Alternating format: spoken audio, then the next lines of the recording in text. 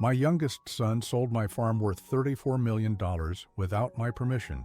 When I threatened to sue him, he handed me $10,000 and shouted, "Get out of here and be happy with this tip, useless old man." The surprise came on Monday with a call from my lawyer. Subscribe to the channel for more stories like this and comment the city you're watching from. I never thought my own son would be the one to destroy everything I had spent 40 years building. But there I was, standing in my kitchen at 60 years old, staring at a stack of papers that felt heavier than the world itself. The morning had started like any other.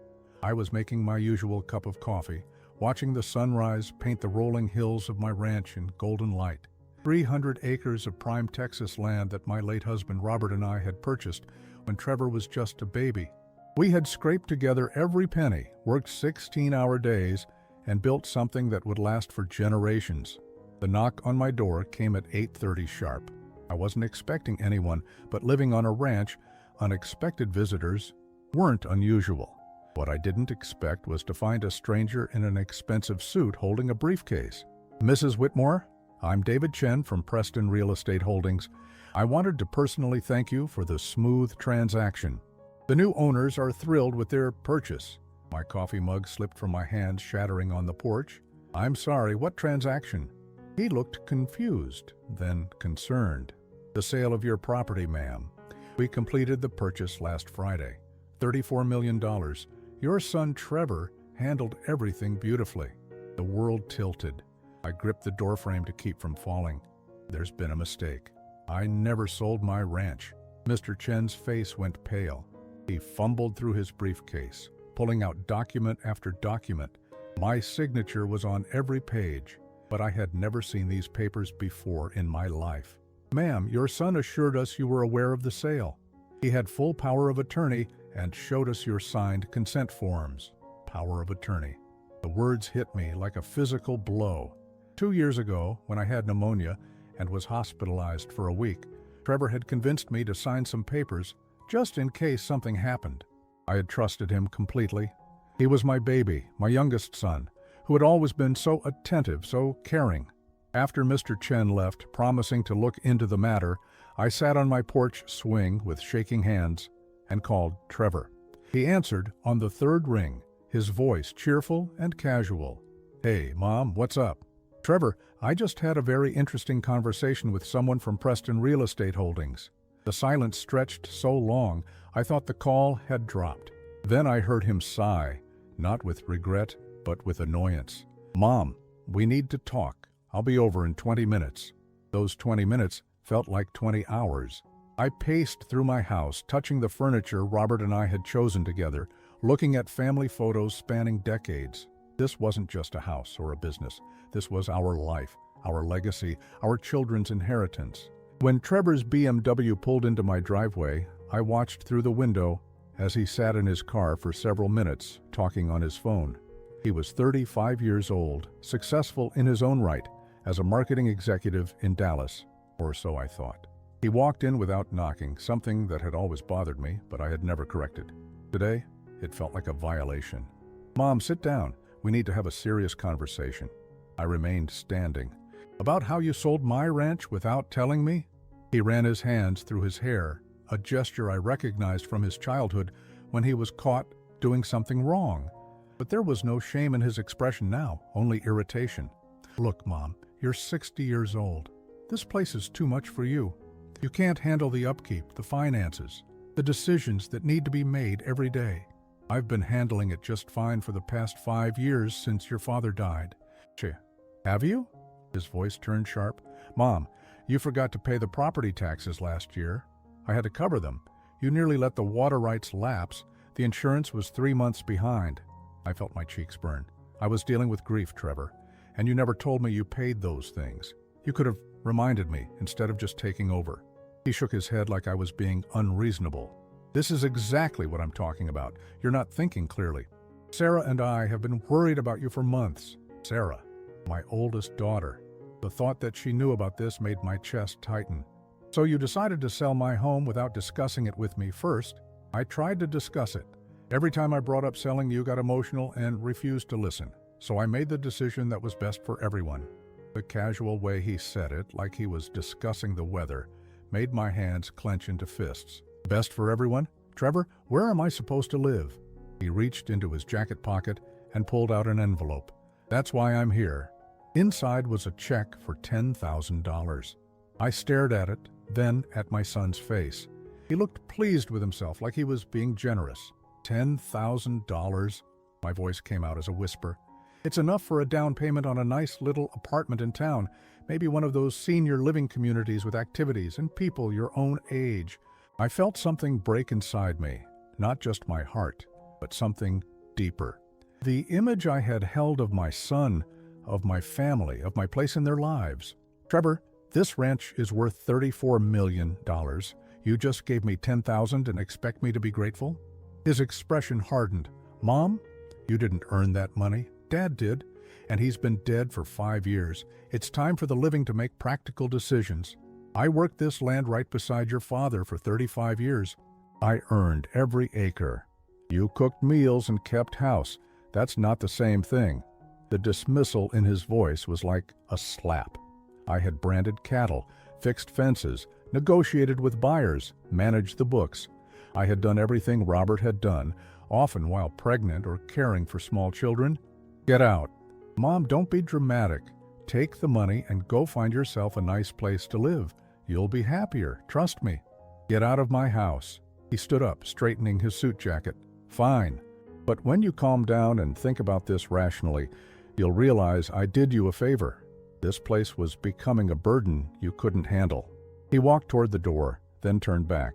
Oh, and Mom, the new owners take possession next Friday. You'll need to be out by then. The sound of his car driving away echoed across the hills that were no longer mine. I sat in the silence of my empty house and wondered how the son I had raised, the boy I had read bedtime stories to and comforted through nightmares, had become a stranger capable of such cruelty. That night I called my daughter Sarah, hoping for support, for someone to tell me this was all a terrible misunderstanding. But when she answered, her voice was cold and distant. Mom, Trevor told me you two talked. I think you need to accept that this is for the best. The phone call with Sarah felt like drowning in slow motion. My daughter, the one who used to braid my hair and tell me she wanted to be just like me when she grew up, was speaking to me like I was a confused child who needed to be managed. Sarah, honey, your brother sold my ranch, our family ranch. Don't you understand what that means? There was a pause, then a sigh that sounded exactly like Trevor's earlier that day. Mom, we've all been talking about this for months. The ranch is too much responsibility for you. All been talking? Who is all? Trevor, me, Marcus, and even the grandkids. We're worried about you living out there alone. What if something happens? What if you fall and no one finds you for days? Marcus, my middle son, the one who had always been the peacemaker in our family. If he was part of this, then I truly had no allies left. Sarah, I'm 60 years old, not 90. I'm perfectly capable of taking care of myself. Are you, though? Her voice took on that patronizing tone I'd heard Trevor use. Mom, you called me 3 weeks ago, asking where you put Dad's insurance papers. They were in the same filing cabinet they've been in for 20 years. The grief I felt in that moment was different from losing Robert. When he died, I mourned a future we would never have together. This felt like mourning a past that apparently never existed. Had my children always seen me as incompetent? Had they been waiting for an opportunity to take control of my life? Forgetting where I put some papers doesn't mean I'm incapable of making decisions about my own property. Mom, please don't make this harder than it needs to be. Trevor found you a beautiful senior community in town. You'll have people to talk to, activities, medical care nearby if you need it. I don't want to live in a senior community. I want to live in my home. Whoa, that's not your home anymore, Mom. The finality in her voice made my stomach turn. I hung up without saying goodbye. An hour later, Marcus called. Part of me hoped he would be different, that he would understand how devastating this was for me. Marcus had always been sensitive, the one who worried about everyone's feelings. Mom, Sarah told me you're upset about the ranch. Upset? Marcus, your brother stole my home and sold it without my permission. Upset doesn't begin to cover it. Well, he didn't steal it, Mom. He had power of attorney. You signed those papers yourself. For medical emergencies, not to sell my property. Mom, listen to me. Trevor showed us the financial situation. The ranch is bleeding money. The property taxes alone are crushing you. He saved you from bankruptcy. I felt like I was in an alternate universe where black was white and up was down.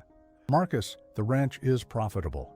We made $600,000 last year alone. From what? You haven't run cattle in 2 years? You're not growing anything. You're just paying bills and watching the money drain away. He was wrong, but the confidence in his voice made me doubt myself for a moment. Had I been managing things as well as I thought? No. I knew my own finances. I had spreadsheets, bank statements, tax returns. The ranch was doing fine. Marcus, will you at least come look at my books? Let me show you the real numbers? Mom, I trust Trevor's judgment on this. He's always been good with money, and he's been helping you more than you realize. Helping me. Everyone kept using that word, but it felt more like they had been plotting against me. What about the fact that I have nowhere to live now? You have options. Trevor gave you money for a new place, and if you need more, we can all chip in. But Mom, you have to understand that keeping you in that big house on all that land just isn't practical anymore. After he hung up, I sat in my living room surrounded by 40 years of memories and felt more alone than I had even after Robert's death. At least then, I had known my children loved me and would support me through my grief. The next morning, I decided to call my youngest daughter, Jennifer. She lived in California with her husband and 2 teenage sons. Maybe distance had given her perspective the others lacked. Mom, I was just thinking about you. How are you doing? For a moment, I thought I had found an ally. Then I realized she didn't know yet. Jennifer, I need to tell you something, and I need you to really listen to me. I explained everything, starting with the stranger at my door and ending with my conversations with her siblings. The silence on the other end of the line stretched so long, I thought she had hung up. Mom, I need to ask you something, and I want you to be honest with me. Have you been feeling confused lately? Forgetting things more than usual? Why does everyone keep asking me that? Because Trevor called me last week. He said you've been acting strange, making poor decisions, and he was worried about your mental state. The betrayal hit me like a physical blow.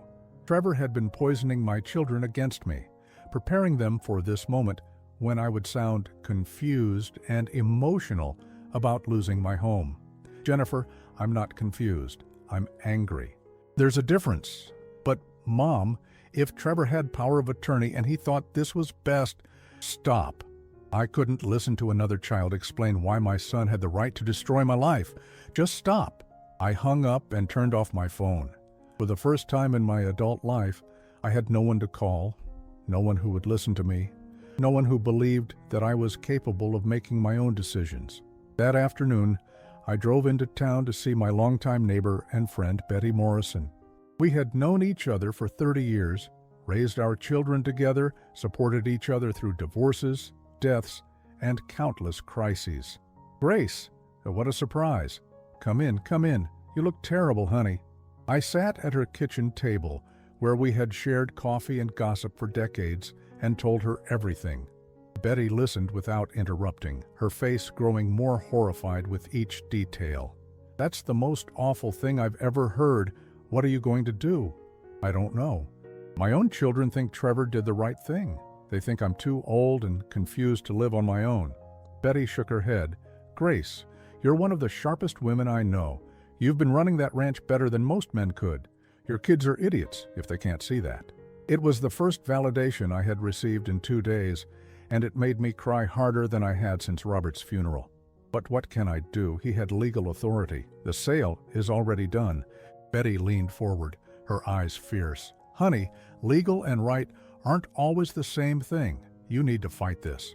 That evening, I sat on my porch one more time, watching the sunset over land that would soon belong to strangers. My phone had been buzzing all day with calls from my children, but I didn't answer. They had made it clear whose side they were on. Trevor had been smart about this. He had spent months, maybe years, building a case against my competency. He had paid bills without telling me, then used those payments as evidence that I was failing.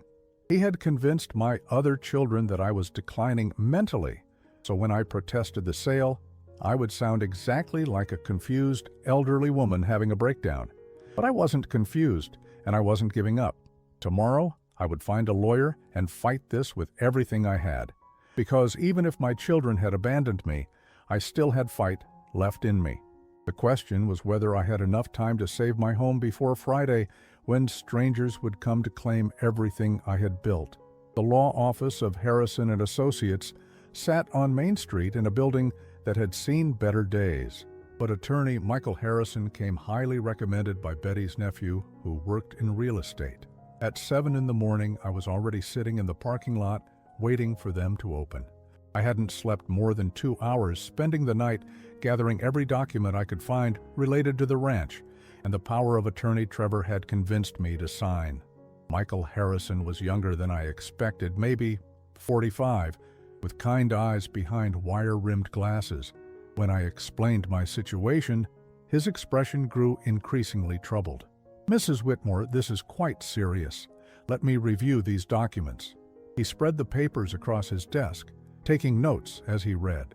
The power of attorney was more comprehensive than I remembered, but there were limitations that Trevor had clearly ignored. "Your son definitely overstepped his authority here," Michael said after 20 minutes. "A power of attorney for health care and limited financial decisions doesn't give him the right to sell your primary residence without your explicit consent." Relief flooded through me. "So you can stop this?" "I can try, but there are complications. The sale has already been completed. The new owners are innocent parties who purchased the property in good faith. Reversing this will require proving fraud, and that's not simple.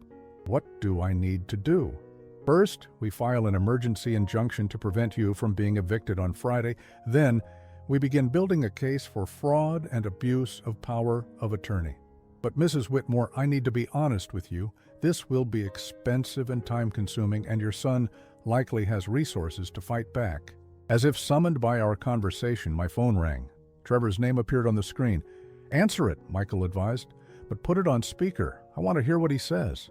"Mom, finally. I've been trying to reach you all night. I was busy consulting with my attorney." The silence on the other end stretched for several seconds. When Trevor spoke again, his voice had lost its casual confidence. "Mom, you don't need an attorney. This is a family matter. Selling someone's home without their permission isn't a family matter, Trevor. It's fraud." I had power of attorney. Everything I did was legal. Michael gestured for me to keep talking. "We'll see about that. My lawyer seems to think differently." "Mom, listen to me.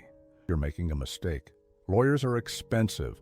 By the time this is over, you'll have spent more money than you'll ever recover. Take the $10,000 I gave you, find a nice apartment, and let this go." "No." Mom." I said, "No, Trevor, I'm fighting this." After I hung up, Michael looked grim. "He's going to make this difficult. I suspect he's already talking to his own attorneys." Over the next 3 days, my suspicions proved correct. Michael filed the emergency injunction, but Trevor's legal team responded immediately with their own motions. They painted me as an elderly woman in declining mental health who was being manipulated by an opportunistic lawyer. Worse, Trevor began systematically cutting off my access to money. The joint bank accounts I shared with him for ranch business were suddenly frozen. My credit cards, which I discovered were actually in his name as an authorized user, were canceled. The cell phone plan was terminated. On Wednesday evening, I sat in my house with no phone service, limited cash, and a growing sense of desperation. The electricity had been shut off earlier that day. Trevor claimed he had been paying the utilities as part of helping me, and since I was no longer cooperative, those services were discontinued. Betty brought me a flashlight and a thermos of hot coffee, staying with me until late into the evening. "Grace, this is criminal what he's doing to you. He's trying to make me look unstable for the court. If I show up tomorrow looking like a homeless person, it supports his narrative that I can't take care of myself. Stay at my house tonight." "I can't abandon my home, Betty. If I leave, even for one night, Trevor will use it as evidence that I've already moved on." That night, I slept on my couch, wrapped in every blanket I could find, listening to the sounds of my empty house. 40 years of memories surrounded me in the darkness. The kitchen where I had taught my children to cook. The living room where we had opened Christmas presents. the master bedroom where Robert and I had planned our future together. Thursday morning brought a new crisis. A sheriff's deputy knocked on my door with an eviction notice. Trevor had convinced a judge that I was trespassing on property that no longer belonged to me. "Ma'am, I'm sorry, but you need to vacate the premises by 6 o'clock this evening." I called Michael Harrison from Betty's house, my hands shaking as I dialed. "Grace, I got the emergency injunction, but it's temporary. We have a hearing tomorrow morning. Can you stay somewhere else tonight? If I leave this house, Trevor wins. If you don't leave and get arrested for trespassing, Trevor definitely wins." That afternoon, I packed a suitcase with trembling hands. 40 years of marriage, of building a life, reduced to one bag of essentials. I walked through every room, touching furniture Robert and I had chosen together, looking at family photos that now seemed like evidence of a life that never really existed. Trevor arrived at 5:30 with a moving truck and 3 workers. He didn't look at me as I carried my suitcase to Betty's car. "Mom, this is for the best, you'll see." I turned to face my youngest son, the boy I had nursed through pneumonia and cheered for at every Little League game. "Trevor, when you were 8 years old, you broke Mrs. Patterson's window with a baseball. Do you remember what I taught you?" He looked confused by the question. "No, Eurus. I taught you that when you hurt someone, you apologize and you make it right. You worked all summer doing chores to pay for that window." "Mom, this is different." "No, it's not. You've hurt me in a way that can't be fixed with chores or apologies, but you're going to pay for this window anyway." As Betty drove me away from my home, I watched Trevor directing the workers to load my furniture into the truck. Everything I owned was being cataloged and stored, as if my entire life was nothing more than inventory to be managed. That night, lying in Betty's guest room, I stared at the ceiling and made a promise to myself. Trevor thought he had won because he had money and lawyers and siblings who supported him. But he had underestimated one crucial factor. He had underestimated how much fight an angry mother could have when her child betrayed everything she had taught him about right and wrong. Tomorrow's hearing would determine whether I had any legal recourse, but win or lose, I was done being the victim in this story. Trevor wanted to treat me like a helpless old woman who needed to be managed. He was about to learn that I was still the same woman who had built a ranch from nothing, raised 4 children, and survived losing the love of my life. The question was whether the legal system would give me the tools I needed to fight back, or if I would have to find another way to get justice. The hearing didn't go as planned. Trevor's attorney, a sharp woman in an expensive suit, presented a compelling case. They had medical records showing my hospitalization 2 years ago, financial records indicating missed payments that Trevor had covered, and testimony from my own children about my allegedly declining mental state. When it was my turn to speak, I felt every one of my 60 years. Standing before the judge, I tried to explain that I was competent, that I had been managing the ranch successfully, that my son had manipulated me. But even to my own ears, I sounded like an angry old woman making excuses. The judge ruled that, while there were questions about the scope of Trevor's authority, the sale itself appeared to be legal based on the power of attorney documents. My injunction was denied. The new owners could take possession of the ranch. Walking out of that courthouse, I felt defeated in a way I hadn't experienced since Robert's death. Michael Harrison was apologetic, but realistic. "Grace, I'm sorry. We can continue to pursue this, but it's going to be an uphill battle. The system favors completed transactions, especially when there's documentation supporting the seller's authority. What are my options? We can file a civil suit for damages, but that could take years and cost more money than you might recover. Honestly, your best bet might be to negotiate with Trevor for a fair settlement." That afternoon, Betty drove me to the storage unit where all my possessions had been placed. Row after row of boxes and furniture, my entire life reduced to a 10 by 12 concrete space. I sat on Robert's old recliner, surrounded by the detritus of 4 decades, and cried until I had no tears left.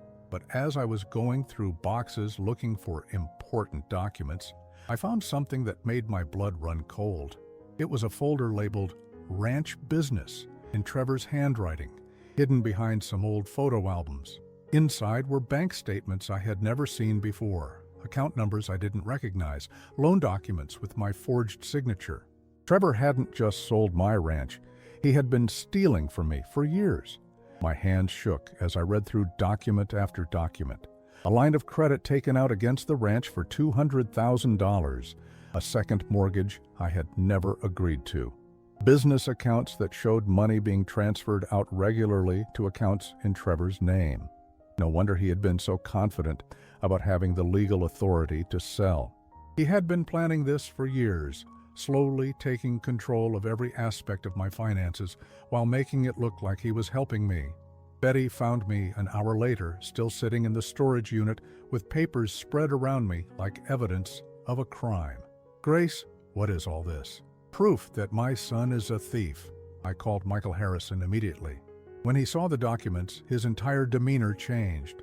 "Grace, this changes everything. This isn't just about power of attorney anymore. This is fraud, forgery, and embezzlement. We're talking about criminal charges. Can we get my ranch back?" If we can prove these signatures are forged and that Trevor used fraudulent documents to inflate the property's debt, we might be able to void the sale.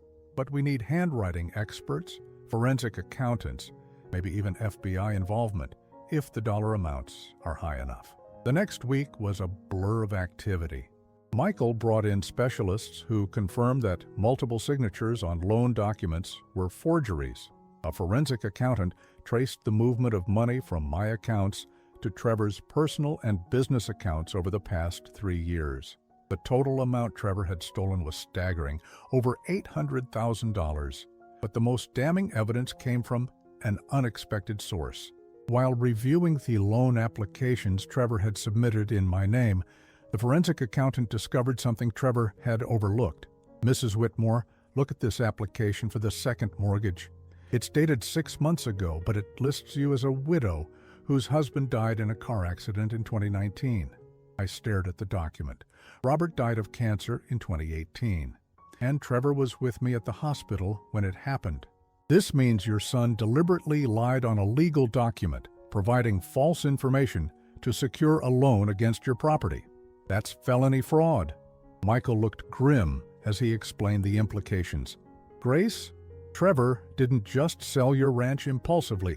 This was a carefully planned scheme that's been in motion for years. He's been systematically stealing from you and building a paper trail to justify eventually taking your property." The pieces began falling into place.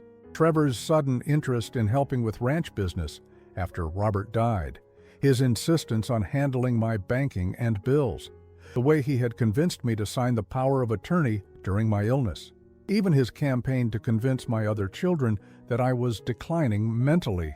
It was all part of a long-term plan to steal my life's work. What happens now?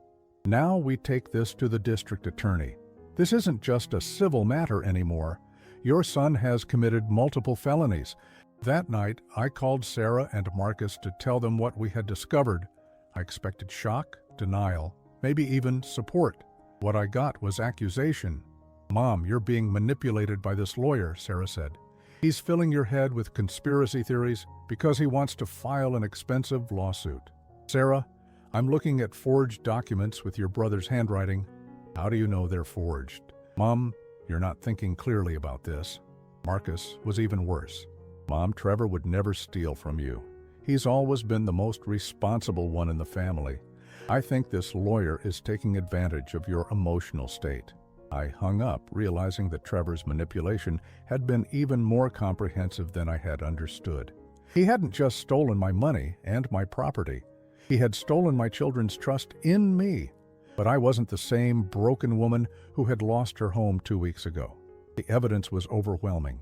Trevor had committed serious crimes, and no amount of family loyalty could change that fact.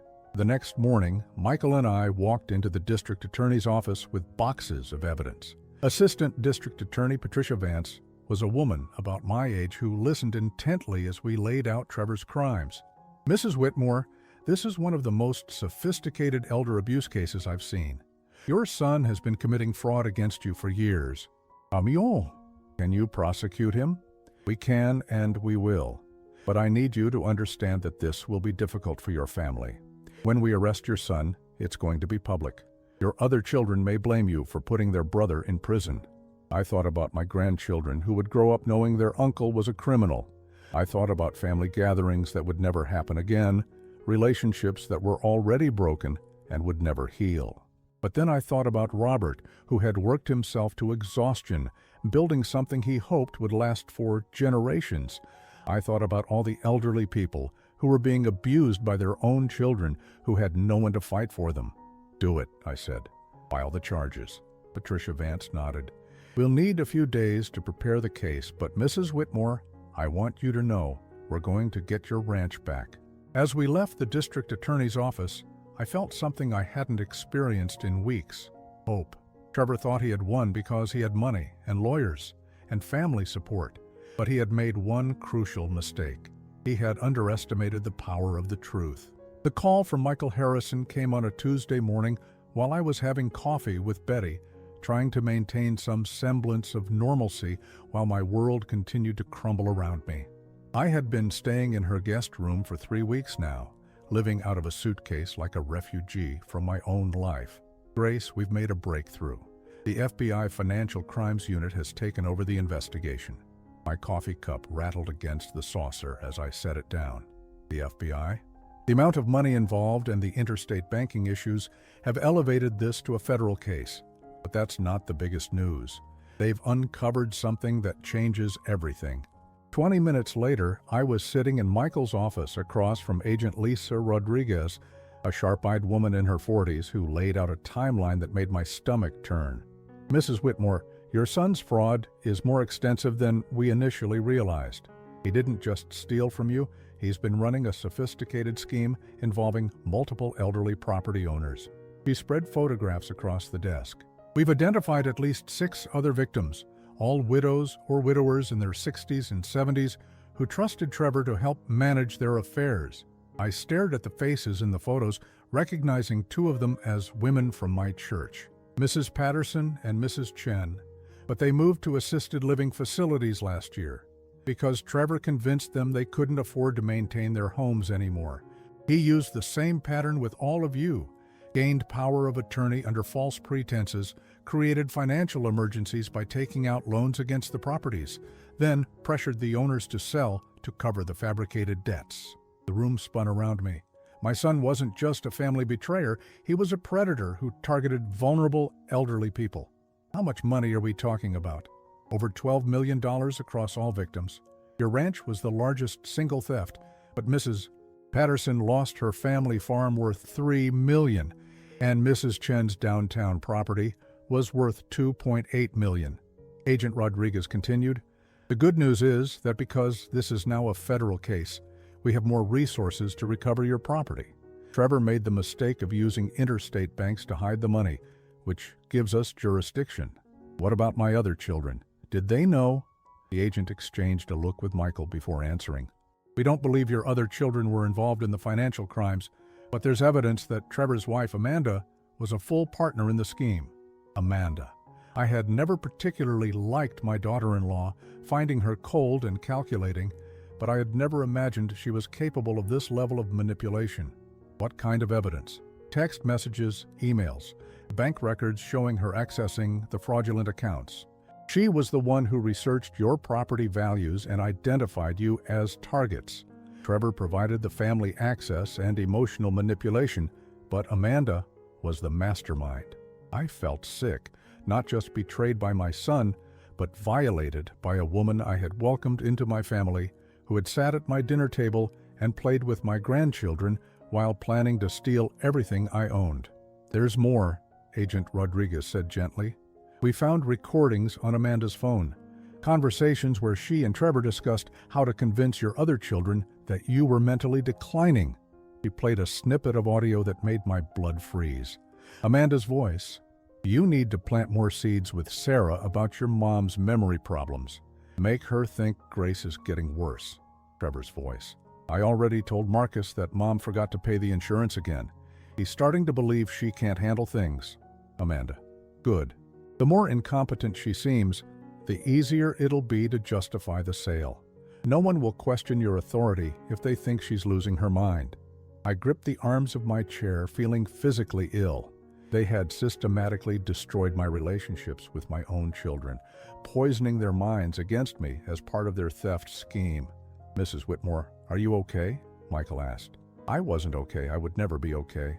But I was angry, and anger was better than despair. "When are you arresting them?" "Tomorrow morning. We've coordinated with local law enforcement. They'll be taken into custody simultaneously, so neither can warn the other." That night, I couldn't sleep. I kept thinking about my grandchildren, Trevor and Amanda's twins, who were only 8 years old.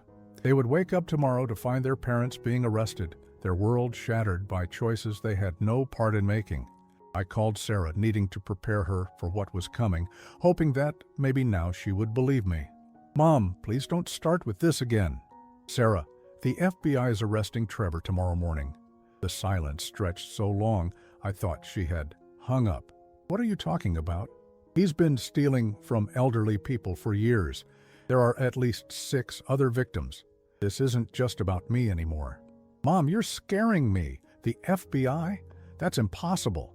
It's happening tomorrow at 9 a.m. I wanted you to hear it from me first. I need to call Trevor. I need to warn him." "Sarah, if you warn him, you'll be obstructing a federal investigation." After I hung up, I sat in Betty's kitchen and wondered if I would lose all of my children over this. Sarah and Marcus still believed Trevor was the victim of an overzealous lawyer and a confused mother. When he was arrested, would they blame me for destroying their brother's life? The next morning, Betty and I sat in her living room watching the local news. At 9:15, the story broke. Local marketing executive Trevor Whitmore was arrested this morning on federal charges of elder abuse, fraud, and embezzlement. FBI agents also arrested his wife, Amanda Whitmore, in connection with what prosecutors are calling a sophisticated scheme that targeted elderly property owners. The reporters stood outside Trevor's upscale home in Dallas as agents carried out boxes of evidence. The alleged scheme is believed to have defrauded victims of over $12 million in property and assets. My phone started ringing immediately. Sarah crying hysterically, Marcus demanding to know what I had done, Jennifer calling from California in shock. But the call that broke my heart came from my grandson, Trevor's 8-year-old son Jake. "Grandma Grace, my dad is in jail. Can you come get us?" I drove to Dallas that afternoon, my hands shaking as I navigated the familiar route to Trevor's house. Police cars still lined the street and neighbors stood in their yards, whispering and pointing.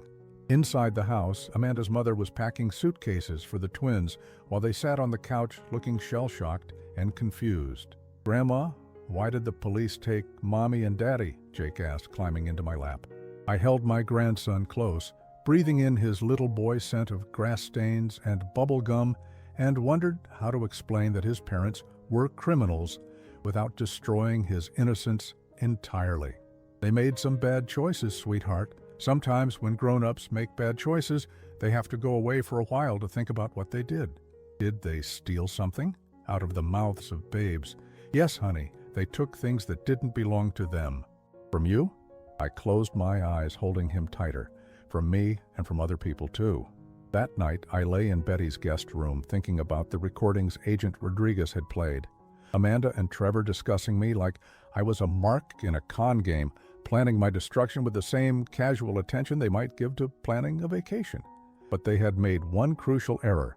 They had assumed that a 60-year-old widow would be easy to break, that I would accept their manipulation and disappear quietly into whatever small life they had planned for me. They had forgotten that I was Robert Whitmore's wife, the woman who had stood beside him as we built something from nothing, the mother who had raised 4 children while working a ranch, the survivor who had buried the love of her life and kept going. Tomorrow, Agent Rodriguez would call with news about recovering my property. The wheels of justice were finally turning, and Trevor and Amanda would pay for their crimes. But tonight, all I could think about was that little boy asking if his parents had stolen from me, and how their choices had damaged so many innocent lives in pursuit of money they hadn't earned and didn't deserve. The call from my lawyer came at exactly 9 a.m. on a Monday morning, 6 weeks after Trevor's arrest. I was sitting on Betty's back porch watching the sunrise and drinking coffee from the mug Robert had given me for our 20th wedding anniversary, one of the few personal items I had managed to retrieve from storage. "Grace, it's over. The judge has voided the sale. Your ranch is being returned to you." I set down my coffee cup with trembling hands. After 2 months of legal battles, FBI investigations, and family destruction, those simple words felt impossible to believe. What happens now? The current owners will be compensated through the Federal Asset Forfeiture Fund. They're actually relieved. They never felt right about the circumstances of the purchase anyway. You can move back home as early as this weekend. Home. The word felt foreign after living in limbo for so long. What about Trevor and Amanda? Michael's voice grew somber. Trevor pleaded guilty to avoid a longer sentence. He'll serve 8 to 12 years in federal prison. Amanda got 6 to 10 years. They've been ordered to pay full restitution to all victims, though most of the money has already been recovered through seized assets. 8 to 12 years. My son would be in his late 40s when he was released, his children nearly grown. The life he had built through theft and manipulation was gone, replaced by prison uniforms and visiting rooms. Grace, there's something else. The other victims want to meet with you. Mrs. Patterson especially has been asking about you. That afternoon, I found myself in the community center conference room facing 5 other women who had been victimized by my son. Mrs. Patterson, whom I had known for 30 years, looked older and more frail than when I had last seen her. "Grace, I owe you an apology," she said, tears in her eyes. "I thought you were just being stubborn about selling your ranch. I had no idea Trevor was doing to you what he did to me." Mrs. Chen, whose property downtown had been worth nearly $3 million, spoke next. "Your son was very convincing. He made me believe my children thought I was becoming a burden. One by one, they told their stories. The pattern was always the same. Trevor gaining their trust, creating financial crises, then presenting himself as the solution while systematically stealing everything they owned." "How did he choose us?" asked Mrs. Rodriguez, a 72-year-old widow whose cattle ranch had been taken. Agent Rodriguez said, "Amanda researched property records looking for elderly owners with substantial assets and no obvious family protection," I explained. "We were all widows or widowers with children who lived far away or were too busy to pay close attention to our finances." The room fell silent as we absorbed the calculated nature of our victimization. "What matters now," said Mrs.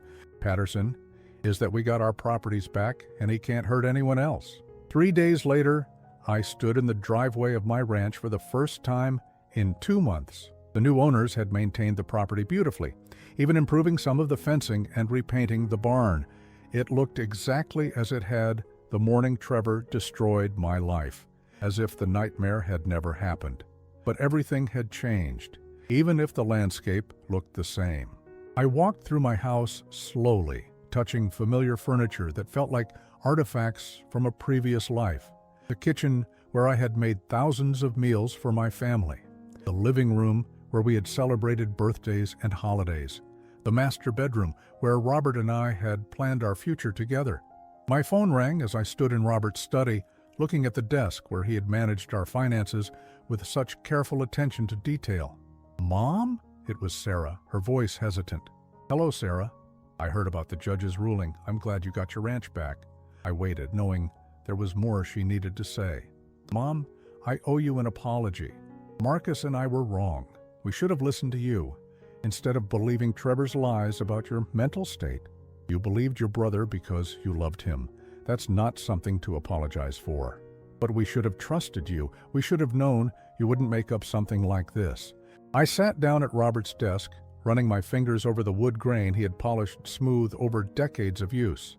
"Sarah, Trevor spent years convincing you that I was declining. He was very good at manipulation. Are you ever going to forgive us?" The question hung in the air like smoke from a fire that had burned down everything familiar. Could I forgive my children for believing I was incompetent? Could I forgive them for abandoning me when I needed them most? "I'm working on it," I said honestly. "But trust has to be rebuilt, not just given." Over the following weeks, Sarah and Marcus made efforts to reconnect. They called regularly, visited occasionally, and tried to rebuild the relationship their brother had systematically destroyed. Jennifer flew in from California with her family, and for the first time in years, we had a conversation that didn't feel strained or artificial. But some relationships couldn't be repaired. Trevor's children, my grandchildren, were living with Amanda's parents in another state. The courts had deemed me an inappropriate guardian because of my involvement in their parents' imprisonment. I sent birthday cards and Christmas presents, but I doubted I would see them again until they were adults. The hardest part was the silence where Trevor used to be. Despite everything he had done, he was still my son. I had raised him, loved him, believed in him. The man who had stolen my life was the same boy I had rocked to sleep and cheered for at school plays.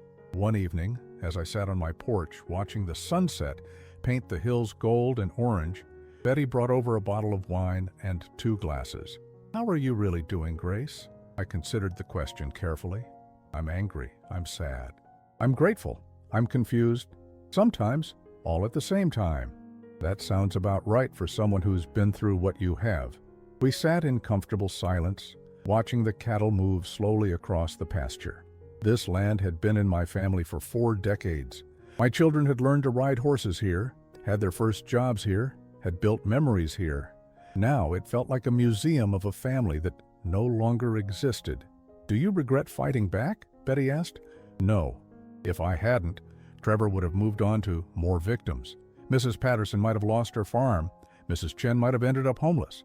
Sometimes doing the right thing costs more than doing nothing, but that doesn't make it wrong." 3 months after Trevor's sentencing, I received a letter from him in prison. My hands shook as I read his attempts to justify his actions, his claims that he had been trying to protect me from myself, his requests for money for his commissary account. I read it twice, then burned it in the fireplace Robert had built with his own hands. There would be no reconciliation, no forgiveness, no restoration of our relationship. Trevor had made his choices, and I had made mine.